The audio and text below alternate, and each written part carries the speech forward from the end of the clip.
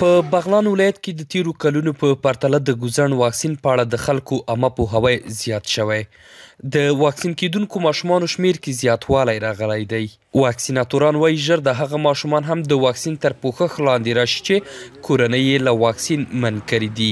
دلته به د بیلابیلو عواملو له امله ګڼ شمیر ماشومان پخوا له واکسین پاتې کیدل. قومي مشر نواب خان له امریکا غږ سره په خبرو کې ویل چې له ولسونو هر وخت دا غوښتنه لري چې خپلو ماشومانو ته څاڅکي ورکړي او خلک هم اوس د دې واکسین په ګټو تر ډیره پوه شوي دي.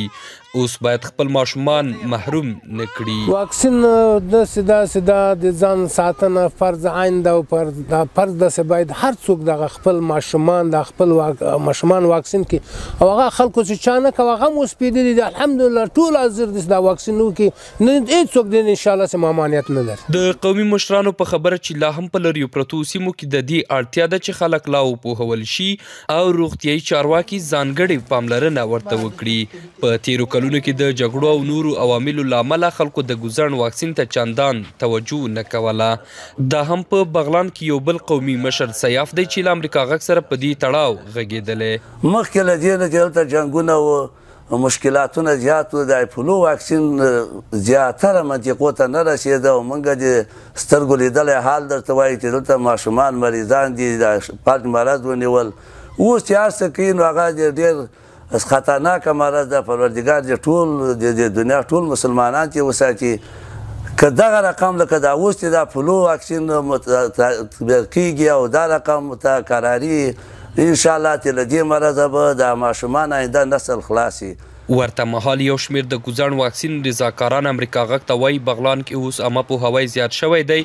خلک لیوالتیا لري. ځینې خلک لا هم حساس دي. اړتیا شته ده چې د ښځینه رضاکارانو شمیر زیات شي او پاتې شته ستونزې هم هواری شي. تمام مردم ولایت بغلان با تیم رضاکاران و تیم واکسیناسیون پولیو همکار هستند و اطفال خود را واکسین میکنند و از خانوادهایی که رد میکنن خواهش میکنیم تا واکسین پولیو را دریافت کنند و اطفال زیر سن 5 سالشان واکسین نمایند تا که مرض فلج نشوند. چون سطح آگاهی در دهات و در قریه ها یک کمک کم است، اونا بعض اوقات مشکلات ایجاد میکنن و قبول نمیکنن.